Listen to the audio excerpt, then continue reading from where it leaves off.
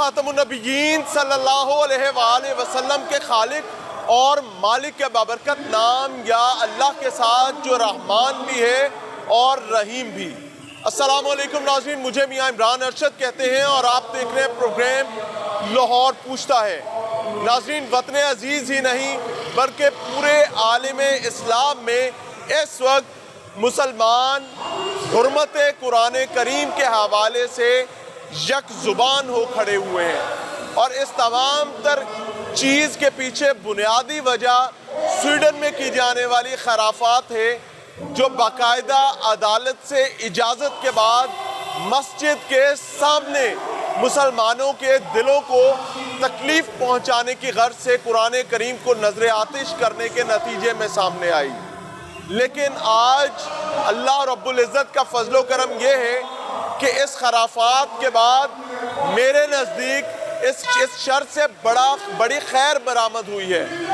شر یہ تھا کہ حرمت قرآن پر حملہ کیا گیا، اس میں بڑی خیر یہ ہے کہ آج مسلم امہ کا ہر فرد واحد ایک بار پھر یک زبان ہو چکا ہے، حرمت قرآن کی بات کر رہا ہے، حرمت رسول کی بات کر رہا ہے، اور دین اسلام کی تکریم کے حوالے سے ایک بار پھر یک زبان ہو کر باہر نکلے۔ آپ میرے عقب میں دیکھ سکتے ہیں، یہ لاہور کا علاقہ ہے جی، منصورہ کے بالکل سامنے جماعت اسلامی کے زیر انصرام یہ ایک مارچ کیا گیا ہے، اور اس میں اکابرین جماعت اسلامی جو ہیں وہ خطاب بھی کر رہے ہیں، اور اس مارچ کا بنیادی مقصد ایک بار پھر اپنے حکمرانوں کو یاد دہانی کرانا ہے کہ بھائی آپ کی ذمہ داری بڑی ہے، اللہ کے رسول صلی اللہ علیہ وسلم کی امانت آپ کے پاس ہے، اور آپ اسلامی جمہوریہ پاکستان کے امین ہیں، اور اگر آپ کی موجودگی میں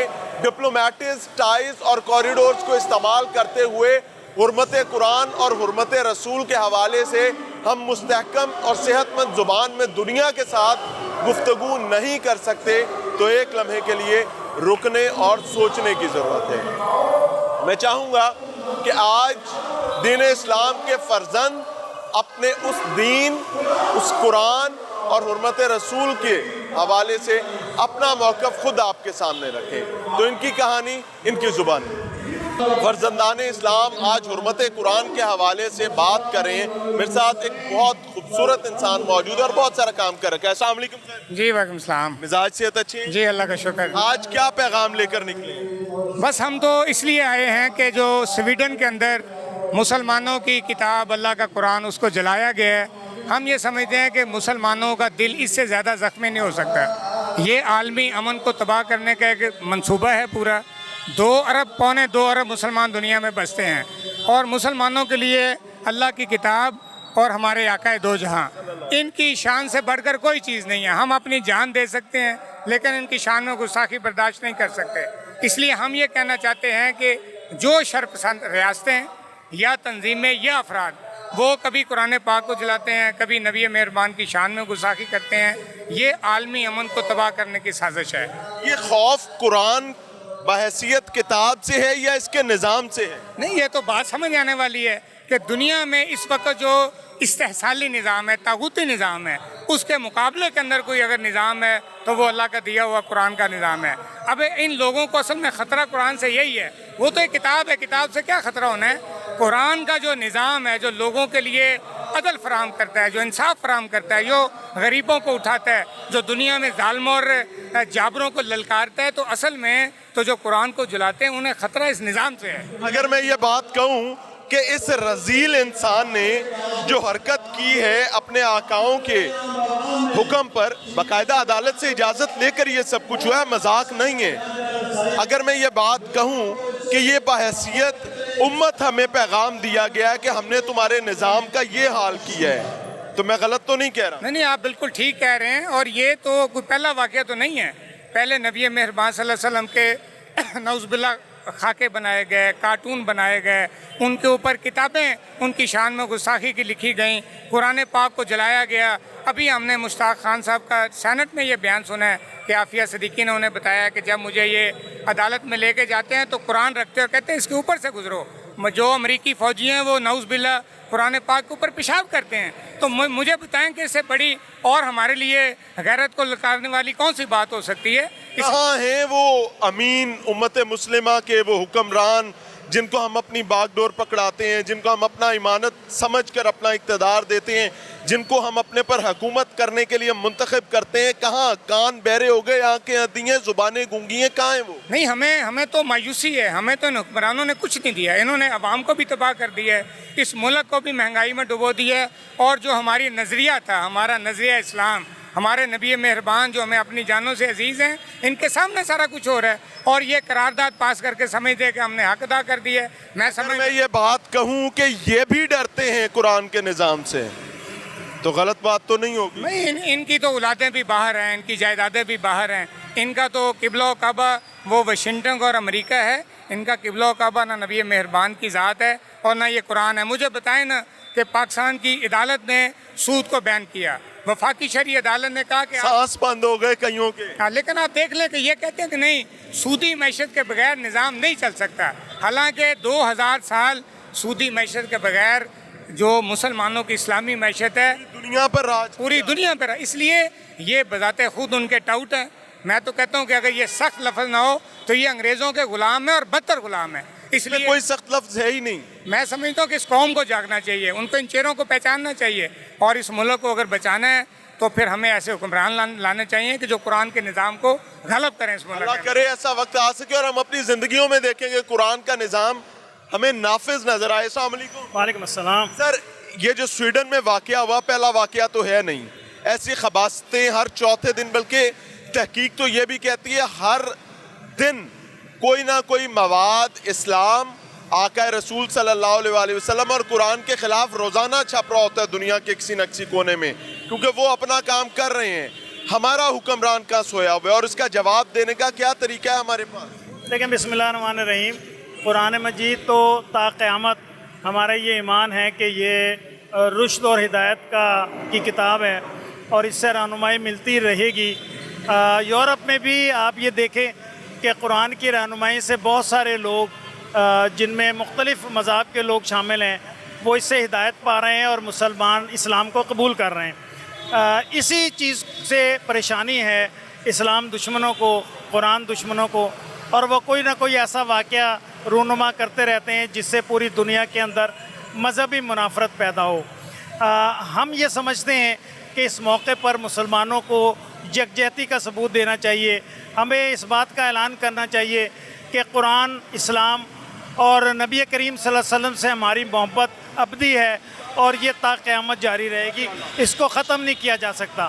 لیکن ان صورتحال میں جہاں پر لوگ پورے پاکستان میں نہیں بلکہ پوری دنیا میں مسلمان یکجہتی کا اظہار کر رہے ہیں، مذمتی قراردادیں پیش کر رہے ہیں، وہاں پر پاکستان کے حکمرانوں کا کام صرف... آپ کو نہیں لگتا کہ یہ مذمت سے زیادہ اس نظام کے نفاذ سے مسئلہ حل ہوگا؟ میں عرض کر رہا ہوں ان کی چھیڑ ہے قرآن کہ یہ جو پارلیمنٹ نے کل قرارداد پاس کی ہے، ہم اس سے قطعاً مطمئن نہیں ہیں. قراردادیں تو عوام پاس کرتی ہے، لوگ پاس کرتے ہیں، لیکن حکمران جن کے پاس طاقت موجود ہوتی ہے، جن کے پاس اختیار موجود ہوتا ہے، ان کا یہ کام ہے کہ وہ اپنے اختیارات کو استعمال کرتے ہوئے اس طرح کی کارروائیوں کو روکنے کی کوشش کریں. قرآن کے بنیادی نظام میں ایک بہت امپورٹنٹ معاشی نظام کی اگر بات کروں تو اس میں سود کا خاتمہ ہے.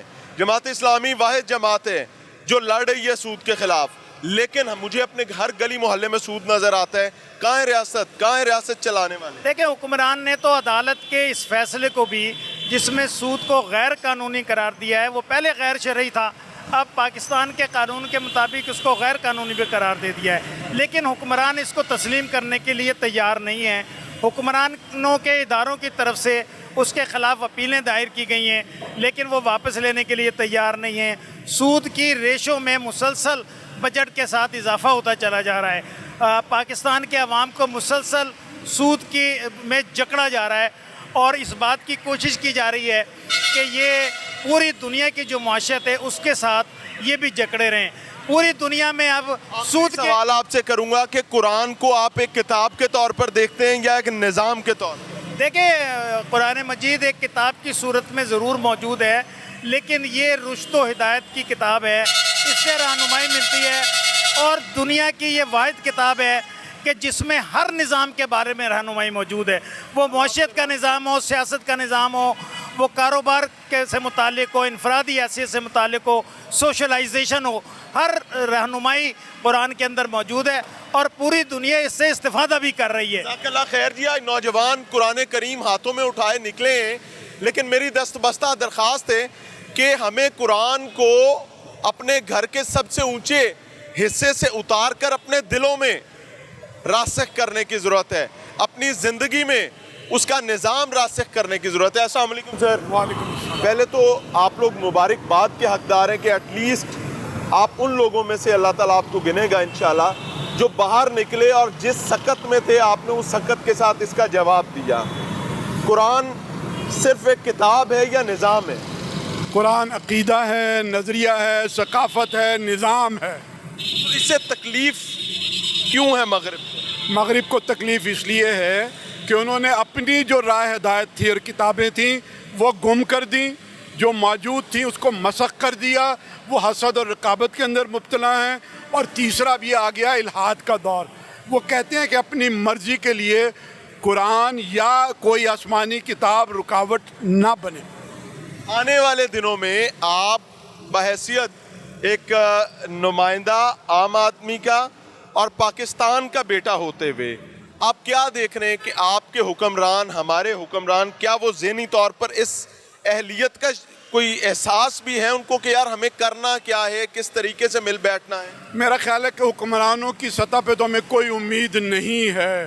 یہ حکمران تو مغرب کی کاسہ لیسی کر رہے ہیں، یہ تو ایک پیٹرول کے لیے بھی جو ہے وہ مغرب کے پیچھے بچھ جاتے ہیں، خدا یہ کہ قرآنی نظام کو قائم کرنے کی کوشش کریں۔ البتہ دنیا میں جتنے بھی تجربات ہوئے ہیں وہ ناکام ہوتے چلے گئے ہیں۔ کمیونزم ناکام ہوا ہے، سرمایہ داری ناکام ہونے کے قریب ہے، الحاد ناکام ہو چکا ہوا ہے۔ آپ دیکھیں گے کہ لوگ خودکشیاں کر رہے ہیں، لوگ پاکستان یعنی پوری مغربی دنیا کے اندر خاندان بکھر رہے ہیں۔ یہ پوری صورتحال لوگوں کو واپس دین کی طرف لے کے آئے گی، اسلام کی طرف لے کے آئے گی، خدا کی طرف لے کر آئے گی، اور انشاءاللہ تعالیٰ رحمان کے ساتھ جڑ کر ہی وہ انسانیت جو سسک رہی ہے، پھٹک رہی ہے، وہ ہدایت پائے گی۔ ہمارے ہمسایہ ملک جو کہ بھارت ہے، میں بڑا کھل کے اس پہ بات کرتا ہوں، پتہ نہیں آپ کی نظر سے گزرا نہیں گزرا، وہاں پر باقاعدہ ایک ٹی وی چینل جو ہے وہ اینٹی اسلام شو چلا رہا ہے جس میں خانہ کعبہ کو اینکر کے پیچھے لگایا جاتا ہے اور اس کے بعد اسلام کو توڑ مروڑ کر اس کا رنگ پیش کیا جاتا ہے، صرف اس وجہ سے کہ وہاں بسنے والے جو مسلمان ہیں وہ نظریاتی طور پر دب جائیں، جھک جائیں اور اپنے دین کی بنیادی تعلیمات سے واپس ہو جائیں اور پیچھے ہٹ جائیں۔ کیا آپ کو نہیں لگتا کہ یہ لمحہ وہ ہے جس میں ہمارے تمام جو دین کو سمجھنے والے مکتبہ فکر ہیں ان کو فرنٹ لائن پر آ کر ہر کسی کو مجبور کرنا چاہیے کہ بھائی نظام یہی ہے، اس کے علاوہ ہمارا گزارا نہیں؟ ہندوستان میں صرف ایک ٹیلی ویژن ہی نہیں ہے، ہندوستان کا پورا نظام مسلمانوں کے خلاف ہے، اسلام کے خلاف ہے۔ 47 کے بعد مسلمانوں پر انہوں نے تعلیم کے دروازے بند کر دیے، مسلمانوں پر سیاست کے دروازے بند کر دیے، مسلمانوں کے اوپر تجارت کے دروازے بند کر دیے، اب تو مسلمانوں پر شہریت کے دروازے بند کیے جا رہے ہیں۔ ہندوستان کے اندر صرف ایک دروازہ کھلا ہوا ہے، وہ ہے آپ کے علم میں ہے فلمی دروازہ، کہ آپ فلم انڈسٹری کے اندر گھس جائیں تو وہاں آپ کو اجازت ہے تاکہ مسلمانوں کو گمراہی کے اندر ہو کر واپس آتے ہیں مبتلا کر سکیں۔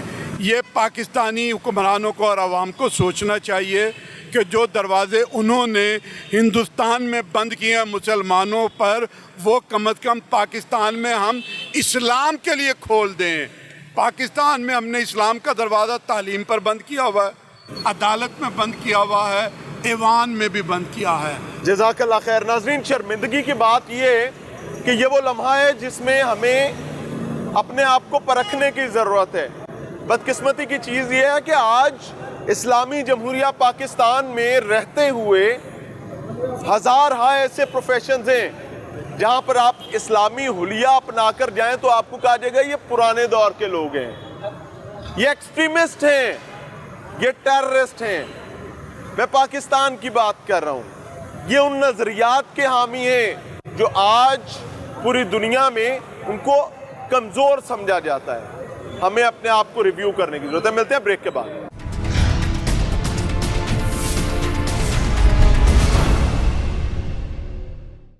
ناظرین، پروگرام میں ایک بار پھر سے خوش آمدید.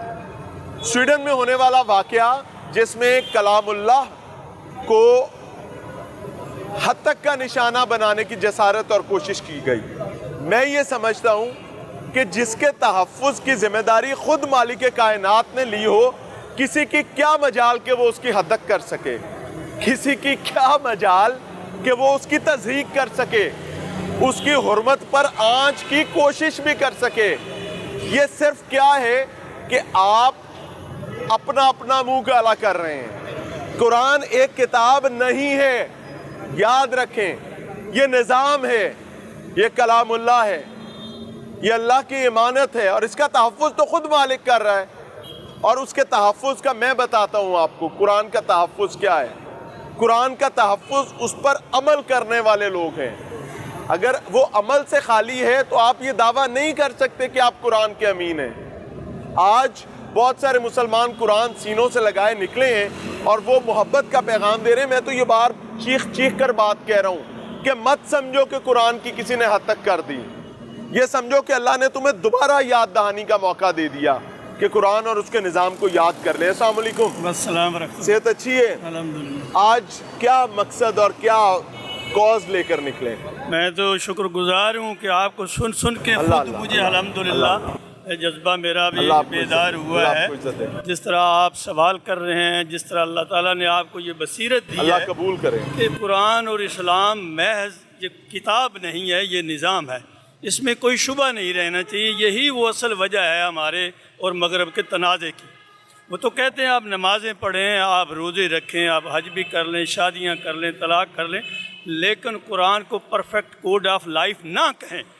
لیکن ہم یہ سمجھتے ہیں، ہمارا یہ ایمان ہے کہ قرآن میں ہی سیاست ہے، سیادت ہے، قیادت ہے، عدالت ہے، تجارت ہے. وہ کیا کچھ نہیں ہے.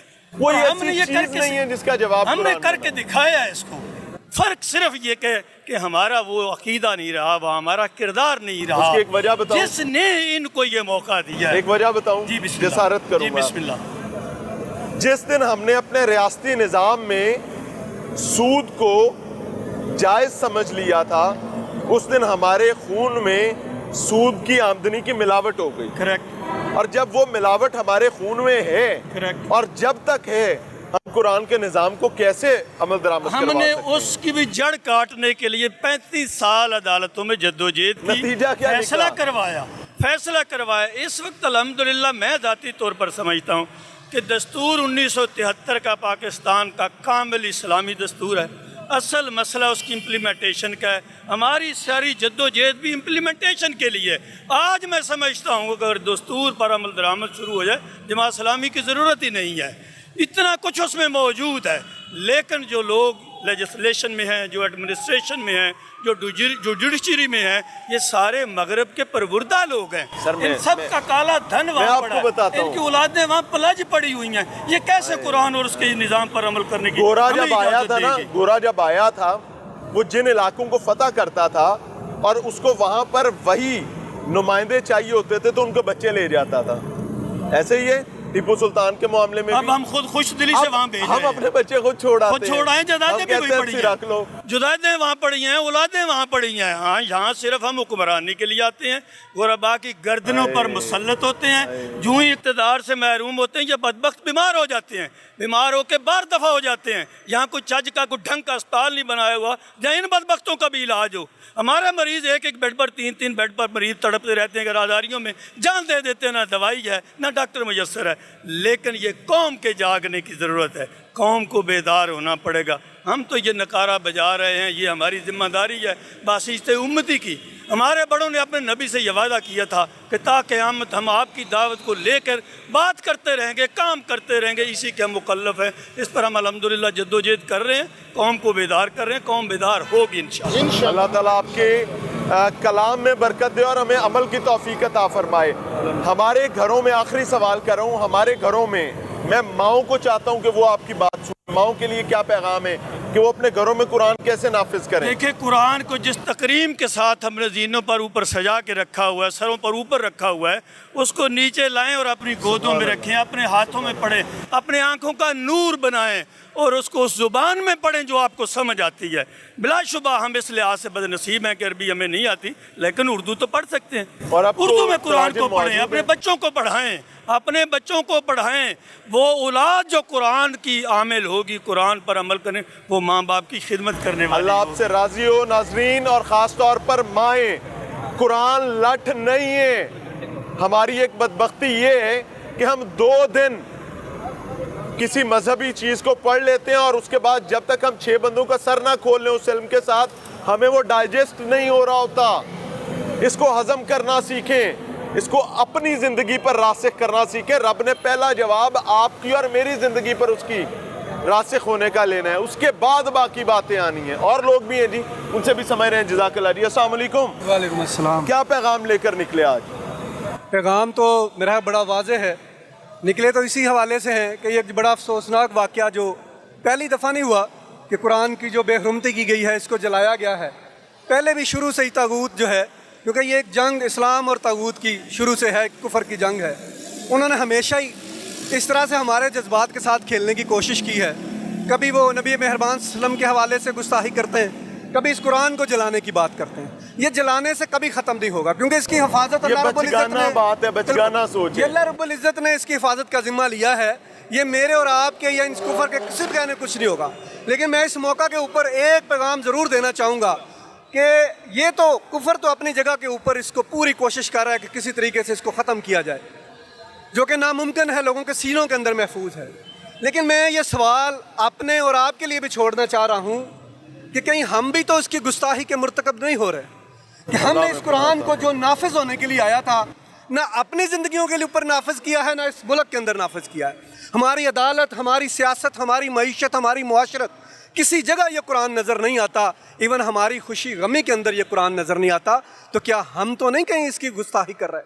غفر تو کر رہا ہے، وہ تو کرتا رہے گا، لیکن جو مسلمان جو ہے وہ کیا کر ہم رہا ہے؟ اس جرم کو سرزد کر بیٹھے تو ہمارا کیا بنے گا؟ بالکل، میں تو میرا سوال یہی ہے، اپنے آپ سے بھی پہلا مخاطب میں ہوں، آپ لوگ پوری قوم، یہ جو 2.25 ارب کے قریب مسلمان ہیں، 57 اسلامی ریاستیں ہیں، کس جگہ کے اوپر یہ نافذ ہے؟ اس کے 6 مجھے حقوق کوئی ہیں، ایک جگہ ایسی نہیں مل رہی۔ 1 انچ ایسا نہیں ہے کہ جہاں پہ یہ نافذ ہو۔ اس کے 6 حقوق میں سے سب سے بڑا حق اس کا قرآن کا، اس کو نافذ کرنا ہے۔ اگر کسی ایک فرد کا آپ حق ماریں تو وہ معاشرہ نہیں چل سکتا۔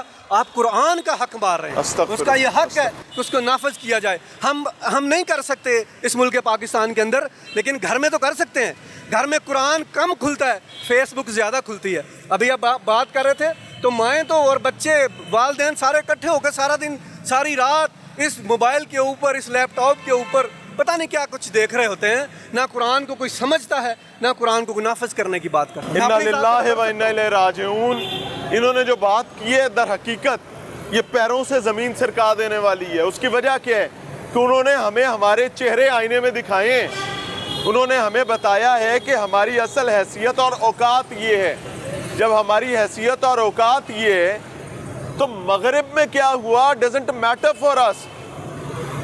ہم نے کیا کیا، سوال تو یہ پیدا ہوتا ہے۔ تو چلیں آج ارادہ کرتے ہیں کہ ہم قرآن کا حق اپنے گھروں سے ادا کرنا شروع کریں گے، جس حد تک کر سکے ہر آئے دن اس کو بڑھانے کی کوشش کریں گے، یہاں تک کہ ہماری سانسیں ختم ہو جائیں۔ ملتے ہیں بریک کے بعد۔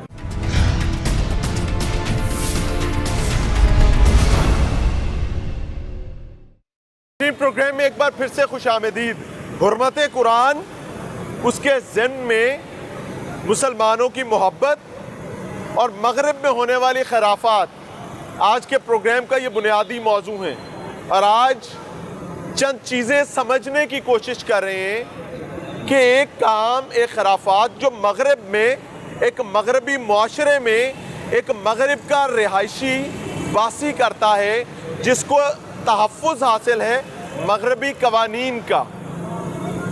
اس نے جو کیا وہ مغرب کی کہانی، دل افسردہ، تکلیف عام، پریشانی شدید، لیکن ہاتھ بندھے ہوئے، زبانیں گنگ، اخلاقیات کمزور، آنکھیں جھکی ہوئی، محتاجی عام، امریکہ کی اور مغرب کی غلامی شرمناک، یہ تمام توق ہمارے گلوں میں ہیں، اور ان تمام حقائق کے ساتھ آج سمجھنے کی کوشش کر رہے ہیں کہ وہ بیچارہ جس کے دل میں ایک رمق جاگ ہی اٹھے حرمت قرآن کے حوالے سے، وہ کیا کرے۔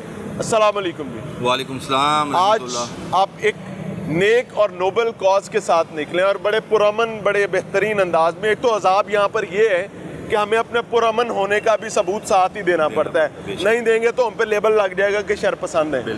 ہم کہاں جا رہے ہیں؟ دیکھیں جی، بہت دکھ کی بات ہے کہ پوری دنیا کے مسلمانوں کے جذبات کو ٹھیس پہنچائی، اور یہ یہود و نصارہ کو میں یہ پیغام دینا چاہتا ہوں کہ ہمارے آقا علیہ السلام نے جو ہمیں درس دیا ہے کہ ہم موت کے لیے بھی شہادت کے درجے کے لیے تیار ہیں۔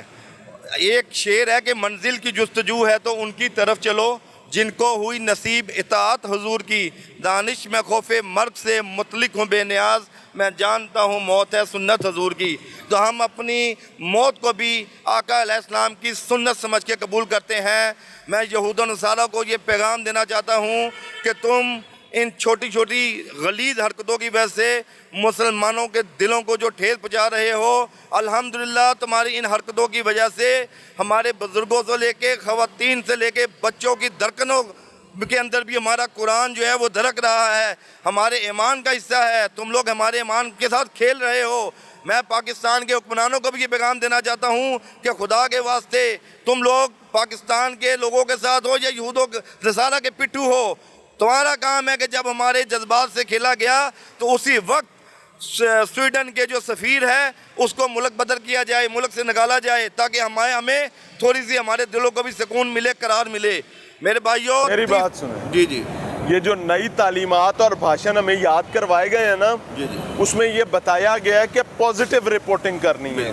میں بتاتا ہوں پازیٹیو رپورٹنگ کیا ہوتی ہے، کہ آپ نے یہ نہیں کہنا کہ کسی کا سفیر نکالو، جی ٹھیک ہے، آپ نے یہ نہیں کہنا کہ ان کا بائیکاٹ کرو۔ کیوں؟ کیونکہ بھائی ہماری مجبوری ہے۔ تو ہم ایسی گروہ کے شکار ہیں۔ میں نے انٹرو میں اسی لیے یہ بات کہی کہ ہمیں باندھا گیا ہے، ہمارے ہاتھ بند ہیں، منہ بند ہیں، آنکھیں بھی بند کرنے کا حکم ہے۔ کیا ہم قرآن کو اپنے گھروں میں نافذ کر نہیں پائیں گے کہ کرنا چاہتے نہیں ہیں؟ دیکھیں، بحیثیت مسلمان الحمدللہ جو لوگ کہتے ہیں کہ ہمارے ملک میں کوئی قرآن والا معاملہ نہیں ہے، الحمدللہ یہ ملک اللہ کے نبی کی حدیث ہے کہ جب تک آخری بندہ ایمان جس کے اندر ذرا رائی کے برابر بھی ہوگا تو قیامت نہیں آئے گی۔ تو الحمدللہ اس ملک، یہ جو ملک ہے پوری دنیا کا اسلام کا قلعہ ہے۔ اور ہاں، یہاں کے عوام کو، یہاں کے حکمرانوں کو اور بالخصوص جو نوجوان ہیں ان کو میں یہ پیغام دینا چاہتا ہوں کہ قرآن کے ساتھ اپنا تعلق جوڑیں۔ اپنا قرآن کے ساتھ جب تعلق جڑے گا تو اللہ پاک ہم پر کروڑوں رحمت نازل فرمائے گا۔ انشاءاللہ میں آنیسٹلی حکمرانوں سے یہ جسارت کروں گا، پھر اس کے بعد جو آپ کا دل کرے آپ کرنا۔ میں آپ کو آنیسٹلی ضرور یہ بتا دوں کہ یہ مسند، یہ اقتدار جو آپ بڑی خواہش، فرمائش، شوق، ضرورت کے تحت حاصل کرتے ہیں، اور اس ریاست کا اقتدار حاصل کرتے ہیں جس کو اسلامی جمہوریہ پاکستان کہا جاتا ہے، اور اس کے بعد جب شب خون مارا جاتا ہے دین اسلام پر اور آپ خاموش رہتے ہیں، میں سمپلی اتنا کہنا چاہوں گا کہ انشاءاللہ العزیز لگ پتا جائے گا۔ اپنے چہرے تیار کریں اللہ کے حضور پیش ہونے کے لیے۔ ہم انشاءاللہ گواہی دیں گے کہ یا اللہ یہ میرا حکمران تھا، یہ میرا وزیر اعظم تھا، یہ میرا وزیر اعلیٰ تھا، یہ میرا خارجہ کا وزیر تھا، یہ میرے سفارتکار تھے، اور ان کی موجودگی میں اس ملک میں یہ کچھ ہوا تھا اور یہ اس کے گلے لگا تھا۔ اور جب بغل گیر ہوا تھا میرے ملک کا حکمران ہوتے ہوئے، اس نے نہیں کہا تھا کہ ہمیں تکلیف ہوتی ہے جب تم یہ خرافات کرتے ہو۔ اس نے اپنی ضرورت رکھی جس سے اس کے اقتدار کو دوام ملے۔ ہم گواہی دیں گے انشاءاللہ، اور میرا یہ وعدہ ہے کہ اللہ تعالیٰ وہ وقت لائے اور ہمارا ایمان سلامت رکھے، تیار رہیے گا، میں گواہی دوں گا۔ ہم نے اذان دی تھی، اس وقت بھی اذان دے رہے ہیں، لیکن کچھ کان بہرے تھے، زبانیں گونگی تھیں اور آنکھیں اندھی تھیں۔ اللہ آپ کو اس وقت سے بچائے۔ अस्सलाम वालेकुम। वालेकुम अस्सलाम। सर, कुरान से दूरी, कमज़ोरी कहाँ पर आ रही है? बिस्मिल्लाहिर्रहमानिर्रहीम। कुरान से दूरी जो है वह हैसियत मुसलमान हमारे अंदर नहीं है। ये आप ज़रूर हम कह सकते हैं कि हमारे घरों में कुरान के साथ मोहब्बत के इजहार में हमारे अंदर कमज़ोरियाँ हो सकती हैं, लेकिन बहैसियत मुसलमान हम कुरान को एक निज़ाम समझते हैं, हम उसके ऊपर मिटने के लिए तैयार हैं और हमारे ईमान का हिस्सा है। और मैं ये समझता हूँ कि मग़रिब ने हर बार एक शैतानियत का किरदार अदा किया है। जब हम दूसरे मज़ाहिब का एहतराम करते हैं तो मग़रिब को भी हमारे मज़हब का एहतराम करना चाहिए, हमारी किताब का मैं आपको एक चीज़ बताऊँ, दुश्मन तो ऐसा ही होता है। देखिए, दुश्मन तो शरारत करता है, दुश्मन तो फसाद फैलाता है। लेकिन हम भी कमज़ोर नहीं हैं। हम इंशाअल्लाह इसी निज़ाम के तहत इंशाअल्लाह हम इस मुल्क पाकिस्तान को आगे बढ़ाएंगे और आवाम को इंशाअल्लाह उम्मत मुस्लिमा के पीछे खड़ा करेंगे। लेकिन ये एक बात दुख की है, ये तकलीफ़ की बात है। आज हमारा हर दिल अफसुर्दा है और उसकी वजह ये है कि हमारे हुक्मरान कमज़ोर हैं, हमारी लीडरशिप कमज़ोर नहीं है। ये मैं माफ़ी चाहता हूँ, कमज़ोर नहीं है, नाअहल हैं, नालायक हैं, चाहते नहीं हैं। आप उन्हें कोई भी नाम दे चाहते नहीं हैं। आप उन्हें कोई भी नाम दे दें, लेकिन ये कि अगर वो मुसलमानों के, अगर वो पाकिस्तानी अवाम के सही नुमाइंदे हों तो फिर उनको जुर्रत का मुजाहरा करना चाहिए। फिर वो इस तरह से ग़ुलामी इख्तियार ना करें जिस तरह से बाकी अरब हुक्मरान और बाकी ग़ुलामी इख्तियार करके बैठे हैं। तो मैं ये समझता हूँ कि कुरान से मोहब्बत का तकाज़ा ये है कि आज अगर कोई शैतानी ताकत कुरान को और हमारे नबी सल्लल्लाहु अलैहि वसल्लम को जो हमारी रेड लाइन है, अगर उसको चैलेंज करे तो हम इंशाल्लाह मिटने के लिए भी तैयार हैं और हर तरह दीवार बनने के लिए तैयार हैं। और मैं ये एक पैगाम भी देना चाहता हूँ कि बहैसियत कौम हमें अपने घरों के अंदर कुरान को उस मानों में समझने की और उसके ऊपर अमल करने की ज़रूरत है। आज सोशल मीडिया ने हमें तबाह बर्बाद कर दिया है। हमारी औलादें और हमारे बच्चे कुरान से सीखने की बजाय, उससे रहनुमाई लेने की बजाय उस सोशल मीडिया के मुफस्सरीन से रहनुमाई लेते हैं कि जिनके पास कुरान का इल्म नहीं है। तो मैं अपनी कौम को ये पैगाम दूंगा कि अपने आने वाली जनरेशन को कुरान के साथ जोड़ने की कोशिश करें। खैर, अल्लाह ताला आपसे राज़ी हो। अस्सलाम वालेकुम सर। सर, मेरा नाम हाफ़िज़ ज़ाहिद मंजूरुल हसन है। मैं इस मामले में सिर्फ एक ही बात कहूँगा बिस्मिल्लाह कि इस कायनात का वजूद ला इलाहा इल्लल्लाहु मुहम्मदुर रसूलुल्लाह की वजह से है। और कुरान पाक जो है इसकी हिफाजत तो अल्लाह ताला ने वैसे ही अपने ज़िम्मे दे दी हुई है। और कुरान पाक है क्या? मुहम्मदुर रसूलुल्लाह सल्लल्लाहु अलैहि वसल्लम की हयात मुबारका। इसका जो भी सपारा पढ़ेंगे आपको उनकी प्रैक्टिकल जो है ना वो चीज़ सामने आएगी। रही बात गैर मुस्लिम की, तो गैर मुस्लिम को सिर्फ एक ही पैगाम है कि ये रोज़ अज़ल से इसी तरह कर रहे हैं। कुछ होता है कि अल्फाज जो हैं उसका चुनाव अकॉर्डिंगली नहीं आ रहा होता। सिर्फ एक बात मैं कहूँगा कि जब तक मुसलमान ला इलाहा इल्लल्लाहु मुहम्मदुर रसूलुल्लाह सल्लल्लाहु अलैहि वसल्लम के झंडे तले एक नहीं होंगे, ऐसे शरारती पिल्ले पैदा होते रहेंगे। जज़ाकल्लाह खैर, बहुत खूबसूरत बात। और जाते जाते इमानत के तौर पर ये बात कहना चाहूँगा कि चले आएँ, आज से एक एक कदम आगे बढ़ना शुरू करते हैं। एक एक मामले में अगर सब में इकट्ठा नहीं कर सकते तो एक एक मामले में एक एक आयत को, एक एक हदीस को अपनी ज़िंदगी पर नाफिज करना शुरू करें। और इंशाअल्लाह अज़ीज़ बहुत मुख्तसर अरसे में, बहुत मुख्तसर वक्त में हम ये देखेंगे कि हम इन खराफात का जवाब अमल से देने के काबिल हो जाएंगे। अल्लाह ताला हमारी ज़ुबानें मुबारक करे और कुरान को हमारी ज़िंदगियों में रासिख़ करे। इजाज़त चाहेंगे। अस्सलाम वालेकुम।